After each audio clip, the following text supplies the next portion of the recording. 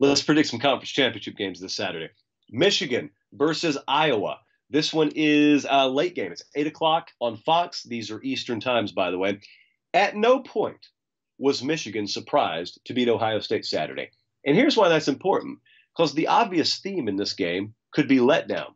You may think to yourself, how could you have a letdown in a conference championship game? Well, after having not beaten Ohio State for as long as they had and being around that environment last week and seeing how emotional it was, oh, it could be there.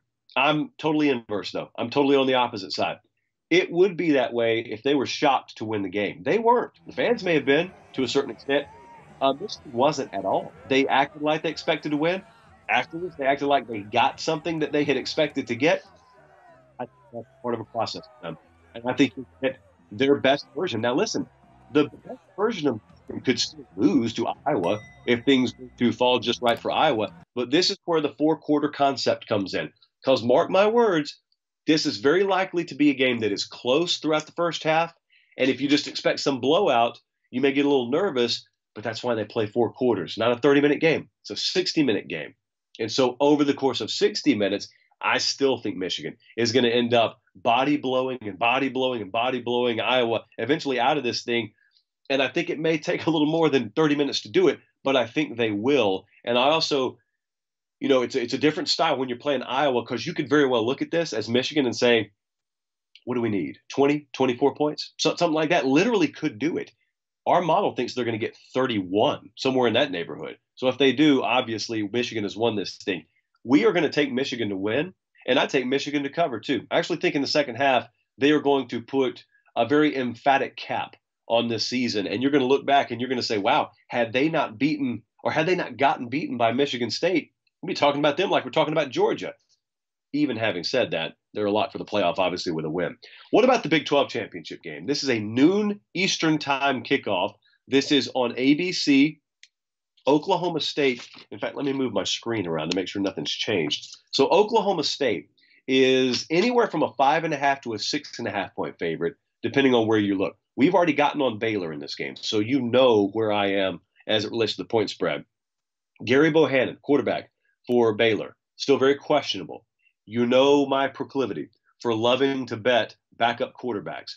And so this is not a situation where I think they just drop off a cliff if they do indeed have to play Shapen, who is the backup quarterback there at Baylor. He's got some experience under his belt. They don't change scheme a whole lot. So it's not anything that's going to necessarily fool Oklahoma State. I just think Baylor's capable of operating offensively to a high enough degree with him in the game. I really want to know if Baylor can do some damage early in this game, because I do think there's going to be a settling in point eventually where it's going to be really tough. And it's going to be really tough for Baylor to move the ball. It's so critical for them to get an early lead. If they don't, this game has the potential to get out of hand, and it has the potential to look like Utah-Oregon a couple of weeks ago. About to break that game down, but a couple of weeks ago, it's 14-0. Then all of a sudden things go sideways really quickly, and it's 28-0, it's 38-7, and what could be a close game turns into a blowout. That's the way this one could happen. A fast start and a very ratcheted up opening to this game, very critical for Baylor. We're taking Baylor to win the game. The model likes Baylor to win outright. And so Baylor plus the points, one of our best bets of the week. We like the Bears to win. Right now, 5.5. That's the number we have at Caesars. Let's go to the American. Cincinnati is, I believe, I'm going to wait and see what we got. I looked at it and it was 10.5. They're favored by 10.5, some odd points against Houston. This is a 4 o'clock Eastern time kickoff on ABC Saturday. This is the last remaining hurdle, presumably, between the Bearcats and, in all likelihood, locking down a playoff spot. There is still a path where they get left out. I just don't think that path is very wide at all. Two things to watch in this game that I think decide it. Clayton Tune, who is not the quarterback for Cincinnati, he is the quarterback for Houston, who, if you did the blind resume comparison, has comparable numbers to Desmond Ridder. This is the kind of game he could shine in, and America learns about him. You probably don't know a whole lot about him, and he spoils a great big party that is scheduled in Cincinnati. And number two, Houston has the potential to be opportunistic enough defensively to force some mistakes here. You never know how tight Cincinnati may be playing. These players have never been in a spot this big.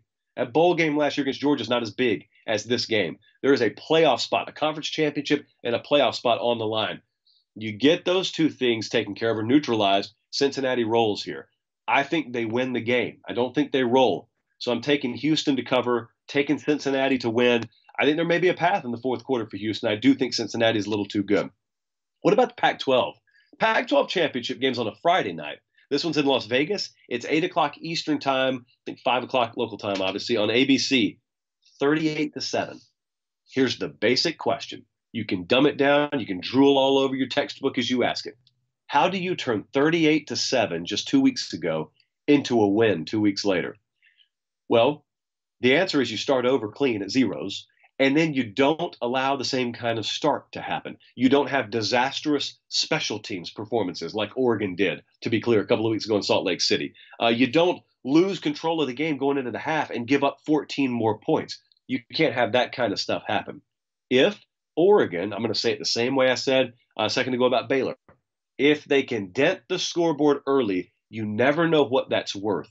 You also never know, when you looked at that game a couple of weeks ago, how much they hated their offensive approach. Because I can tell you, Oregon fans did. And so it stands to reason whatever didn't work for you a couple of weeks ago is not going to be the game plan. Now, you could try something different and get the same result. But if they get the same result, I don't think it's going to be because it's the same team that showed up a couple of weeks ago. Here's the reason it sounds like I'm making excuses for Oregon. Because our model thinks they're going to win. That's why. And so I know how hard it is to fathom. But I'm going to ride with it. Oregon covers. Oregon wins another Pac-12 championship. And if they do that, it will again go to show you how different each individual example or sample of a football game is relative to the last one or the next one. Last one I wanted to hit on briefly. It's really out of the spotlight. The ACC championship game. Pitt is favored by 2.5 at the moment. At least that's the number I had, over Wake Forest. It's a later game. It's 7 o'clock Eastern Saturday night. It's on ABC. This game is such an endorsement of a Renaissance season. It embodies what the Renaissance season is all about. Because do you have any clue what kind of odds I could have gotten on betting that neither North Carolina nor Clemson were going to be in the ACC title game, period? That's what's happening. That's what's up. I feel like this is a Kenny Pickett special. I got to be real with you. I know that's a very dumbed down way to break this down. I think Kenny Pickett is going to be the singular difference in this game. And although he's not going to win the Heisman, I think if you want to be the contrarian and make the argument for him, he's going to give you a ton of ammunition.